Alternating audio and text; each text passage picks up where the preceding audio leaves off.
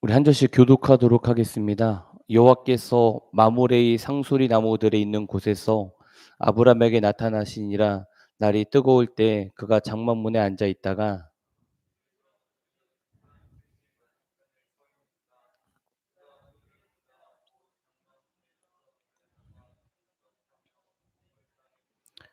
이르되 내 주여 내가 주께 은혜를 입었사오면 원하건대 종을 떠나 지나가지 마시옵고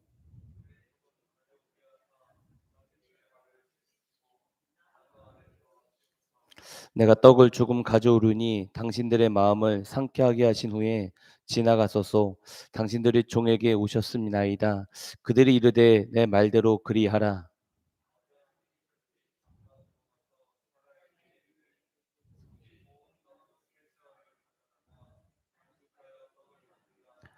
아브라함이 또 가축대 있는 곳으로 달려가서 기름지고 좋은 송아지를 잡아 하인에게 주니 그가 급히 요리한지라.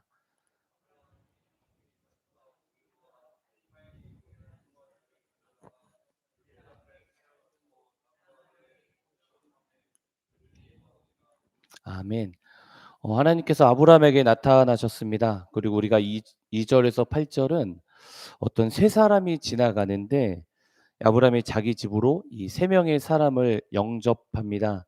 그리고 이 세 명의 사람에게 음식을 차려 줍니다. 그런데 이 세 명의 사람이 바로 천사였습니다. 그래서 아브라함이 이 부지 중에 이 천사를 영접했습니다. 그래서 무슬림 뭐 이슬람권도 이 자기의 조상을 이 아브람이라고 합니다. 그래서 중동 뭐 이슬람권 나라에 가 보면 우리를 천사라고 생각해서 손님이라고 귀하게 음식을 차려 줍니다. 그래서 히브리서 13장 1절 2절에 봐도 대접하기를 잊지 말라. 이로써 부지 중에 이 천사들을 대접한 이들이 있었느니라. 이런 말씀이 있던 것처럼 부지 중에 천사를 영접했다. 이런 말씀이 있습니다. 천사는 우리가 성경에 보면 사람과 비슷하게 생겼다라고 우리는 추측할 수 있습니다. 성경에서 나오는 천사는 어떤 사람 같은 모양으로 묘사되고 있습니다. 물론 뭐 계시록이나 뭐 이사야나 뭐 에스겔을 보면 천사가 날개 달린 천사가 등장을 하는데 그것은 그룹, 뭐 케루빔, 천사 중에 계급이 높은 것 같고 날개 달린 천사 말고는 남자의 모습으로 등장하는 천사가 있다라는 것을 우리는 성경에서 볼 수 있습니다. 그래서 하나님께서 만드신 천사들은 우리가 다 알 수는 없지만 우리가 아는 건 남자 같은 모양 그리고 날개 달린 천사 케루빔 이런 것 같습니다. 그래서 천주교에 보면 아기 천사를 그려 놓고 있는데 성경에는 아기 천사가 등장하지 않습니다. 그래서 그런데 우리가 이것을 보면 지금 천사가 눈에 보이지 않고 또 지금 천사가 세상에 돌아다니지 않습니다. 근데 혹시라도 부지 중에 천사가 사람처럼 돌아다니는데 우리가 알아보지 못할 수도 있습니다. 아무도 모릅니다. 어떤 사람들은 천사가 어디 있냐. 천사는 없다. 다 꾸며낸 이야기라고 말하시는 분들도 있는데 성경에는 분명히 천사가 있다라고 이야기하고 있습니다. 예수를 믿는 자들도 지금 귀신은 없다. 귀신은 존재하지 않는다. 이렇게 생각하신 분도 많습니다. 그런데 귀신도 있고요. 천사도 있습니다. 그리고 천사는 보이지 않지만 우리가 알 수 있는 건 우리가 기도할 때 천사가 움직인다라는 것을 우리는 알 수 있습니다. 기도할 때 천사가 움직입니다. 그리고 엄청나게 하늘에서는 놀라운 일들이 우리는 볼 수 있습니다. 그래서 기도라는 것은 엄청난 중요한 것입니다. 기도는 어떤 놀라운 신비인 것입니다. 요즘 많은 분들이 우리가 기독교 그러면 뭐 체험, 신비, 뭐 치유, 환상 이런 것을 신학적으로 무시하는 분들이 많습니다. 물론 저 역시 말씀을 사모하고 있고 또 그런 것에 별로 치우고 싶진 않습니다. 그런데 성경은요. 신비가 없으면 안 됩니다. 이건 기억하셔야 됩니다. 천지창조 신비입니다. 오병이요 신비입니다. 죽은 자가 살아나는 거 신비입니다. 병이 고쳐지는 거 신비입니다. 이런 모든 것들이 신비입니다.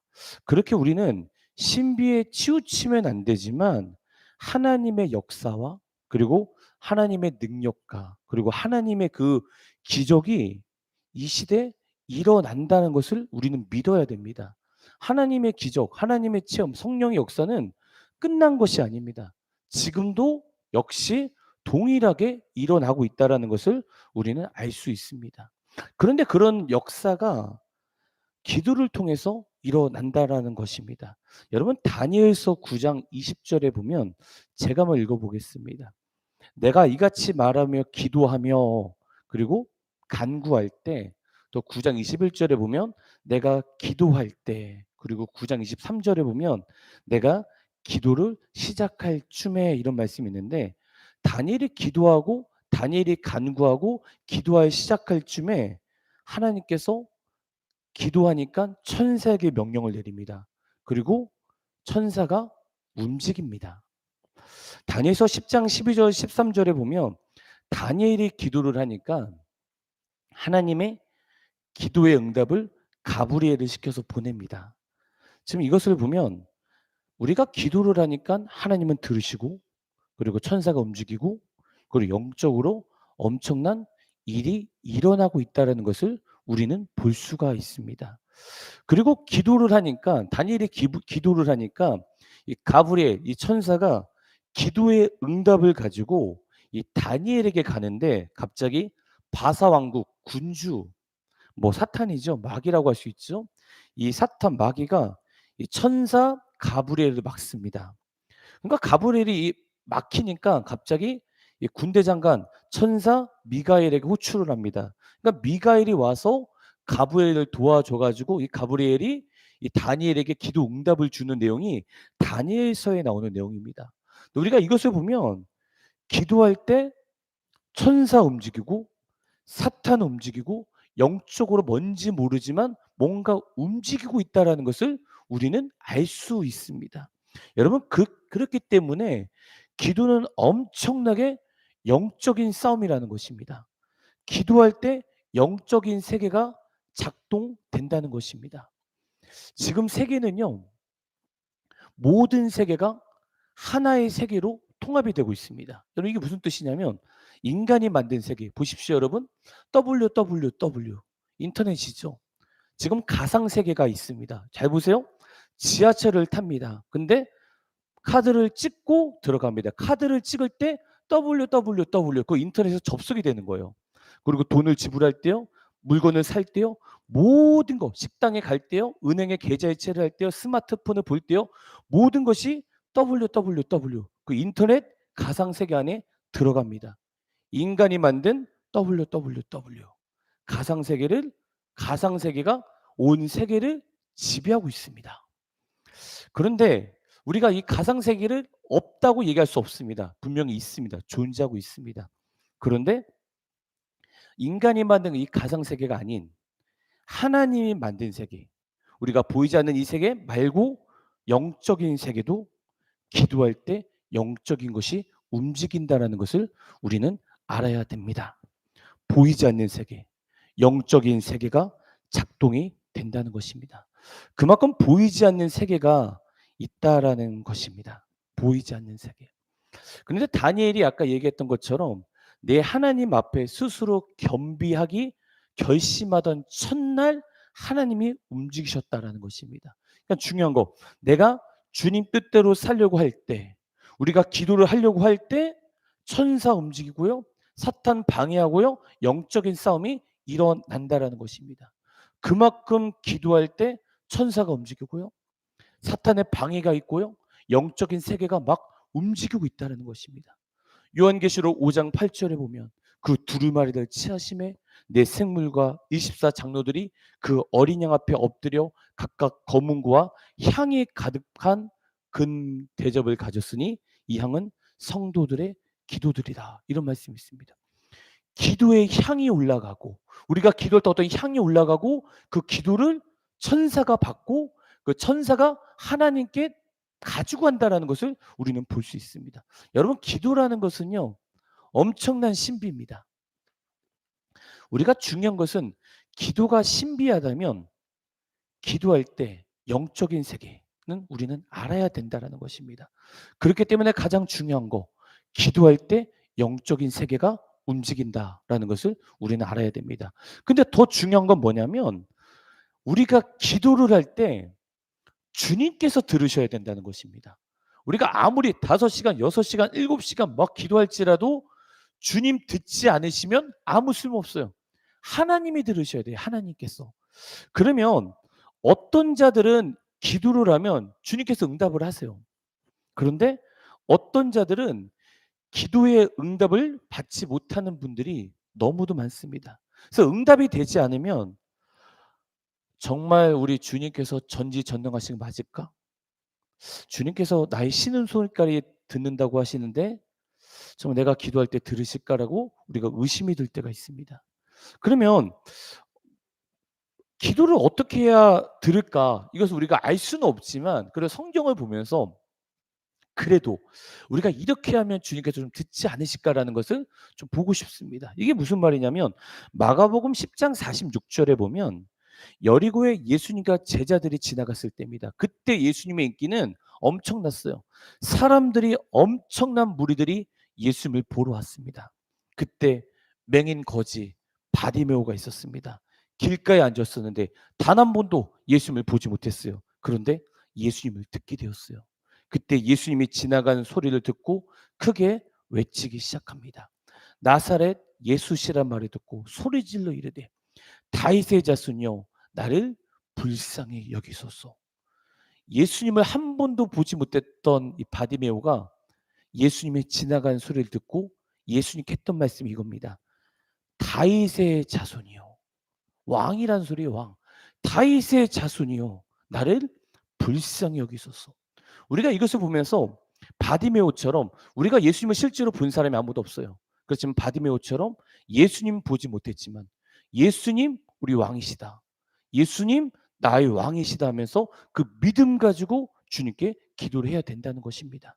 그리고 48절에 많은 사람이 꾸짖어 잠잠하라 하되 그가 더욱 크게 소리질러 이르되 다윗의 자손이여 나를 불쌍히 여기소서.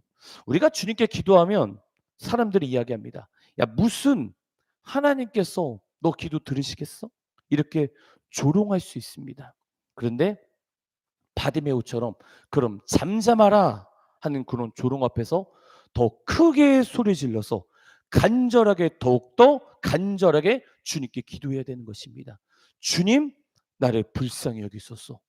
나의 기도를 들어달라고 간절하게 기도해야 되는 것입니다. 여러분 기도는요 간절하게 해야 되는 것입니다. 예수 그리스도께서 만왕의 왕이신 예수 그리스도께서 이 땅에 오셨을 때 십자가 앞에서 누가복음 22장 44절에 보면 예수께서 힘쓰고 애써 더욱 간절히 기도하시니 라는 말씀이 있습니다. 예수님께서 힘쓰셨어요. 예수님께서 애쓰셨어요. 예수님께서 간절히 기도하셨다는 것입니다. 기도는 간절히 해야 되는 것입니다. 그러면서 누가복음 22장 49절에 보면 예수님께서 머물러 서서 그를 부르라 하시니 그들이 그 맹인을 부르며 이르시되 안심하고 일어나라 그가 너를 부르신다 하매 예수님께서 바디메오의 기도를 들으셨다는 것입니다. 우리가 주님을 왕으로 모시고 간절히 주님께 기도하면 주님 우리의 기도를 들으십니다. 그런데 또한 우리가 주님을 왕으로 모셨어요. 그리고 간절히 기도하는데 주님께서 우리의 기도를 듣지 않으실 수도 있습니다. 그럴 땐 여러분 뭘 봐야 되냐면 나와 주님과의 관계 속에서 뭐가 막힌 것이 없는지 봐야 됩니다. 주님은 거룩한 분이세요. 거룩한 분이시기 때문에 우리가 거룩하지 않으면 주님의 음성, 주님과 친밀한 관계를 맺을 수가 없습니다. 주님은 거룩한 분이세요. 그래서 잠언 28장 13절에 보면 자기의 죄를 숨기는 자는 형통하지 못하나 죄를 자복하고 버리는 자는 불쌍히 여김을 받으리라 하면서 죄를 자복해라 하고 말씀하시고 이사야 59장 1절에 보면 여호와의 손이 짧아 구원하지 못하심도 아니요 기가 둔하여 듣지 못하심도 아니라 내가 다 듣고 있다. 그런데 59장 2절에 보면 오직 너희 죄악이 너희와 너희 하나님 사이를 갈라 놓았다라고 얘기하면서 너희 죄가 하나님 사이를 갈라 놓았다. 그래서 내가 듣지 않았다라는 것을 성경에 기록되어 있습니다. 예레미야 5장 25절에 보면 너희 허물이 이러한 일들을 물리쳤고 너희 죄가 너희 죄로부터 좋은 것을 막았느니라. 너희 죄가 좋은 것을 막았다라고 성경에 기록되어 있습니다. 시편 5편 4절에 보면 주는 죄악을 기뻐하는 신이 아니시니 악이 주와 함께 머물지 못하며라고 있으니까 거룩하지 않으면 주님 역사하지 않는다라는 것도 우리는 볼 수 있습니다. 그렇게 정말 먼저 우리가 응답을 받기 원한다면 주님께 먼저 정직히 나가야 되는 것입니다. 하나님 앞에 여러분 정직해야 돼요. 그래서 우리는 하나님 앞에 정직해야 돼요. 먼저 하나님 앞에 나의 습관적인 죄를 올려드려야 돼요. 그리고 나의 마음을 정직하게 주님께 올려드려야 돼요. 그리고 나의 자신의 손과 발로 짓는 죄를 주님께 올려드려야 돼요. 그래서 하나님 앞에 정직해야 돼요. 나의 연약한 모든 것, 나의 모든 죄를 주님 앞에 솔직하게, 정직하게 올려드려야 되는 것입니다. 하나님 앞에 정직하지 않으면, 하나님 앞에 정직하지 않고 하나님 앞에 바로 서지 못한다면 주님과 친밀한 관계를 맺지 못하게 되는 것입니다. 그렇게 되면 기도가 막히게 됩니다. 여러분 그렇기 때문에 자신을 늘 주님 앞에 비추어야 됩니다. 그리고 자신의 연약함, 제약을 주님 앞에 정직하게 올려드리고 예수 그리스도의 보혈로 깨끗하게 씻어달라고 해야 됩니다. 예수님의 보혈을 의지하여 주님께 가까이 나가야 됩니다. 또 말씀을 볼 때도요. 주님 앞에 말씀으로 나를 비추고 나의 마음을 깨끗하게 해야 됩니다. 즉 간절히 기도했는데 기도의 응답을 받지 못했다라고 생각한다면 기도가 막혔다면 하나님 앞에 정직하게 반응하고 회개할 때 주님 우리의 기도 소리를 들으신다는 것입니다. 또한 중요한 거 기도를 다 했어요. 그럴 때 나의 생각을 내려놓고 하나님의 뜻이 이루어지도록 기도해야 되는 것입니다. 누가복음 22장 42절에 보면 이르시되 아버지여 만일 아버지의 뜻이거늘 이 잔을 내게서 옮기시옵소서. 그러나 내 원대로 마시옵고 아버지의 원대로 되기를 원하나이다. 이런 말씀이 있습니다. 여러분 우리가 하나님의 음성을 듣는 법이라는 책도 있고요. 하나님의 음성을 어떻게 들을까라는 것을 우리는 많은 사람들의 책들이 많은 저자들이 있죠. 많은 책들이 있어요. 그런데 하나님의 음성을요 듣는 거 여러분 쉬울까요? 어려울까요? 저는 이렇게 생각해요. 하나님의 뜻, 하나님의 음성, 하나님의 뜻을 구하는 거 쉬워요. 그런데 하나님의 뜻 가운데 내가 순종하기는 어려운 거예요. 여러분 그래서 어떤 기도를 해도 상관이 없지만 그렇지만 주님 나의 뜻이 아닌 아버지의 뜻이 이루어지기 원합니다. 그리고 아버지의 뜻과 내 뜻이 다를지라도 저는 내 뜻을 내 자아를 포기하고 아버지의 뜻이 이루어지기 원합니다. 그 이유는 예수 그리스도는 나의 왕이시기 때문입니다. 라고 우리는 그것까지 순종해야 되는 것입니다. 나의 자아, 나의 권리, 나의 모든 것을 포기하고 그래도 우리 왕이신 예수 그리스도 나를 반드시 좋은 길로 인도하신다. 우리 주님은 선한 목자이다. 나는 하루아침 내일 1분이 앞으로 1분이 어떻게 지날지 모르는데 우리 주님 앞으로 어떻게 될지 모든 거 다 아신다. 내 인생 주님께 맡겨드립니다라고 주님께 올려드리는 것입니다. 그것이 바로 기도라는 것입니다. 다시 창세기 18장 9절에서 15절을 보시면 그 내용은 뭐냐면 천사가 아브라함에게 이렇게 이야기합니다. 너 안에 사라가 어디 있냐? 이렇게 물어보십니다. 그러면서 천사가 얘기합니다. 내년에 사라가 자녀를 낳게 될 것이다 라고 얘기합니다. 그러자 사라가 늙었어요. 그래서 속으로 사라가 웃습니다. 그러니까 하나님께서 "왜 사라가 웃냐? 왜 사라가 웃냐?"라고 물어봅니다. 그러자 사라가 "저 웃지 않았습니다."라고 얘기하자 하나님께서는 "아니, 너가 웃었어. 사라, 나 웃지 않았어." 이렇게 얘기합니다. 그런데 그 내년에 어떤 일이 생겼냐면 사라가 자녀를 낳게 됩니다. 그리고 그 자녀의 이름이 바로 이삭입니다. 결국 하나님의 말씀이 이루어졌습니다.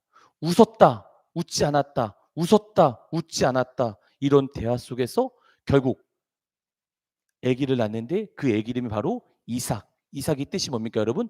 웃음이라는 뜻입니다. 그래서 이걸 보면 하나님의 말씀은 이루어진다라는 것입니다. 우리가 이것을 볼 때 '아, 하나님 말씀은 이루어지는구나. 그러면 어떻게 우리가 기도할까?'라고 우리는 또 볼 수 있습니다. 여러분, 그렇게 기도할 때 하나님의 말씀을 붙잡고 기도해야 되는 것입니다. 여러분, 이게 무슨 뜻이냐면, 여러분, 우리가 엘리야를 생각하면 엘리야가 간절히 기도할 때 하나님은 비를 내리셨다라는 것을 우리는 다 알 수 있습니다. 그런데 여러분, 성경에 보면은 열왕기상 18장 1절에 보면 제가 한번 읽어보겠습니다. 많은 날이 지나고 제3년에 여호와의 말씀이 엘리야에게 임하여 이르시되 너는 가서 아합에게 보이라. 내가 비를 지면에 내리리라. 이렇게 말씀하고 계십니다. 그러니까 먼저 하나님께서 엘리야에게 내가 비를 내리겠다라고 먼저 말씀을 하셨어요. 그리고 엘리야는 그 말씀 믿고 기도했다는 거예요. 그런데 열왕기상 18장 42절에 44절에 보면 엘리야가 어떻게 기도를 하냐면, 여러분 다 아시다시피 42절에 아합이 먹고 마시러 올라가니라 엘리야가 갈멜산 꼭대기에 올라가서 땅에 꿇어 엎드려 그의 얼굴을 무릎 사이에 넣고 이렇게 기도했다는 거예요. 하나님께서는 먼저 비를 내리겠다라고 약속하셨어요. 그러니까 이 약속을 믿고 기도했는데 얼굴을 무릎 사이에 넣었다고 합니다. 여러분, 이것이 많은 해석이 있는데 이런 해석도 있더라고요. 자기 혼자 해산을 할 때, 여자가 자기 혼자 해산을 할 때 이렇게 해산을 했대요. 무릎을 넣고.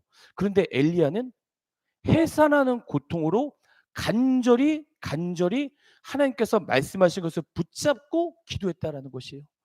여러분, 에스겔서를 보면은 하나님은 이스라엘에 대한 회복에 대해서 말씀하세요. 근데 하나님께서 이렇게 말씀하세요. 그래도 너희가 구해야 내가 주겠다. 그래도 너희가 기도해야 내가 주겠다라고 주님 말씀하시는 거예요. 그러니까 하나님께서 우리 가운데 말씀하실 거예요. 하나님께서 반드시 이렇게 이루어질 거다 말씀하실 거예요. 그런데 우리가 간절히 그 말씀을 붙잡고 기도할 때 하나님은 응답하신다는 것입니다. 여러분, 그렇기 때문에 다시 말씀드리지만 하나님께서 말씀하셨다면 반드시 그 말씀 붙잡고 간절히 기도하십시오. 그러면 하나님은 그 기도를 성취하신다라는 것입니다. 그래서 창세기 18장 19절에 보면 이제 하나님께서 아브라함에게 이렇게 말씀하십니다. 내가 그로 그 자식과 권속에게 명하여 여호와의 도를 지켜 공의와 정의를 행하게 하려고 그를 택하였나니 이는 나 여호와가 아브라함에게 대하여 말한 일을 이루려 함이니라. 이렇게 말씀이 있는데 아브라함을 통해서 하나님께서 이렇게 말씀하세요. 자식과 권속에게 명하여 여호와의 도를 지키게 해라. 권속은요, 한 집에 거느리고 사는 식구입니다. 즉 아브라함에게 너희 자녀에게 너와 함께 있는 자들에게 신앙을 물려줘라, 이런 뜻입니다. 공의와 정의를 행하게 해라라고 하나님께서 아브라함에게 말씀하셨습니다. 그때 우리는 우리 자녀 아니면 우리의 주위에 있는 자들에게 하나님의 말씀을 행할 수 있도록 만들어 줘야 되는 것입니다. 때로는 우리가 나이가 어려도 우리가 젊어도 우리의 신앙을 통해서 다른 사람이 우리를 보고 예수님을 믿을 수 있도록 장성한 사람이 될 수 있도록 젊은 사람도 우리를 도와줘야 된다는 것입니다. 그래서 디모데전서 4장 12절에 보면 바울이 디모데에게 누구든지 내 연소함을 업신여기지 못하게 하고 오직 말과 행실과 사랑과 믿음과 정절에 있어서 믿는 자에게 본이 되라. 이렇게 바울은 디모데에게 이야기합니다. 디모데는 나이가 어렸습니다. 근데 바울은 디모데에게 너 연소함을 업신여기지 못하게 해라. 너 나이와 어린 것 상관하지 말아라. 너 제대로 예수 그리스도 믿어라라고 얘기하고 있습니다. 여러분 이때 당시 에베소 지역 타락한 지역입니다. 성적으로 무너진 지역입니다. 이론 속에서 바울은 디모데에게 오직 말과 행실과 사랑과 믿음과 정절에 있어서 믿는 자에게 본이 되라. 이렇게 이야기합니다. 예수님을 믿으면요. 말 거룩하게 해야 됩니다. 행실 말할 것 없이 더 모험적으로 해야 됩니다. 그리고 예수 믿으면요. 사랑해야 되고요. 예수 믿으면 믿음이 있어야 됩니다. 예수 믿는 것이 그냥 교회 나와서 나 구원받았어. 여러분 이거 절대 아닐 겁니다. 그리고 정절은요.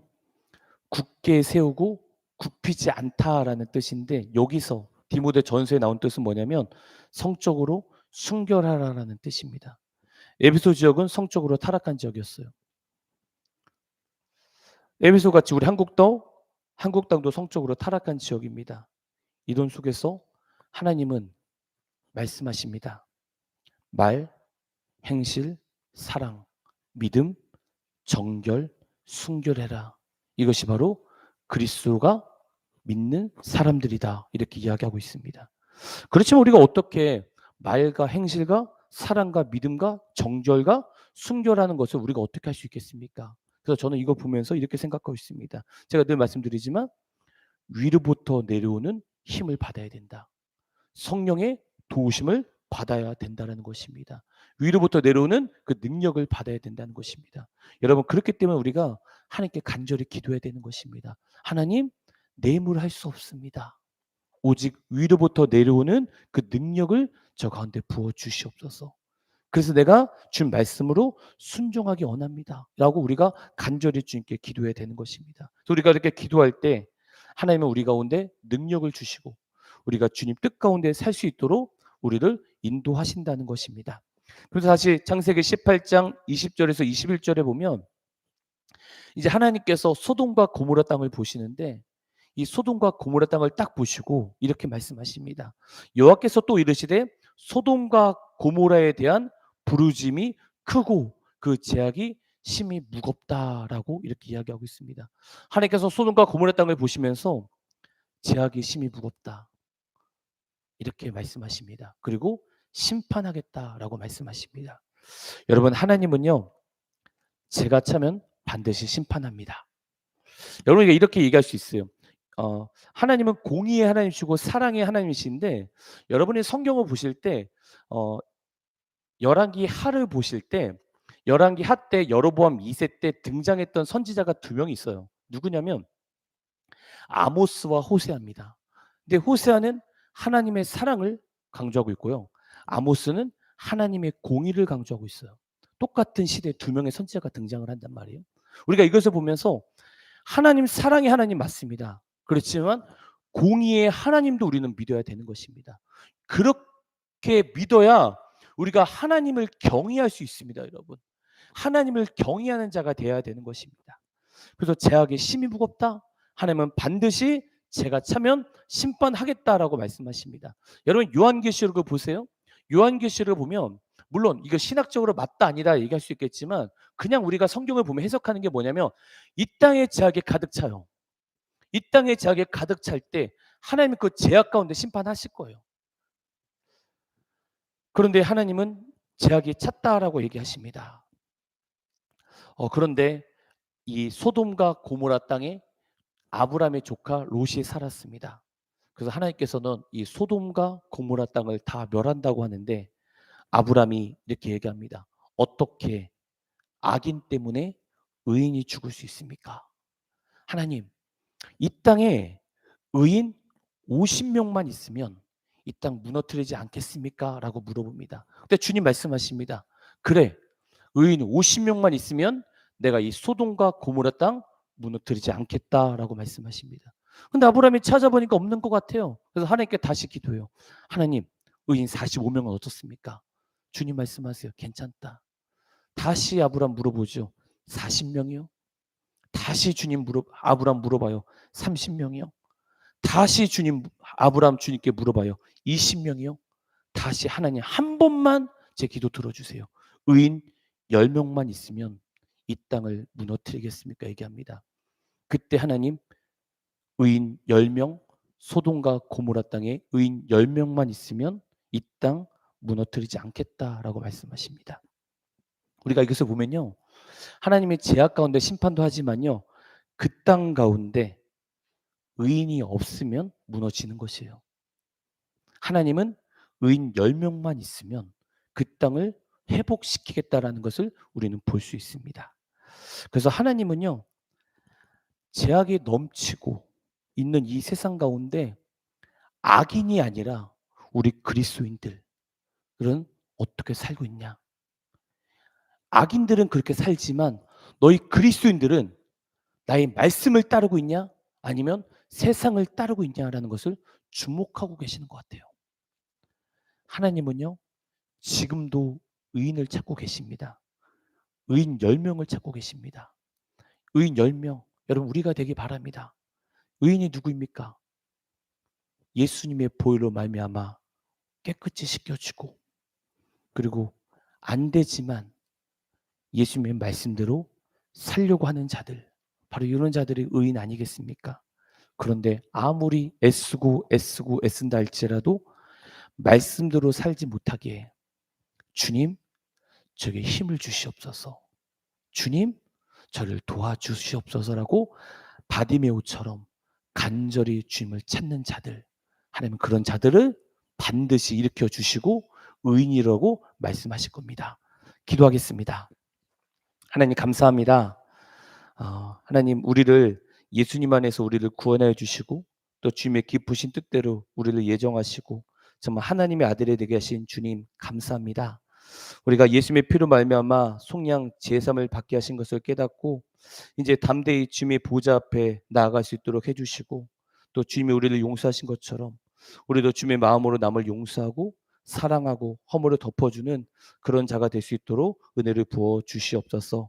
감사하며 예수 이름으로 간절히 기도드렸습니다.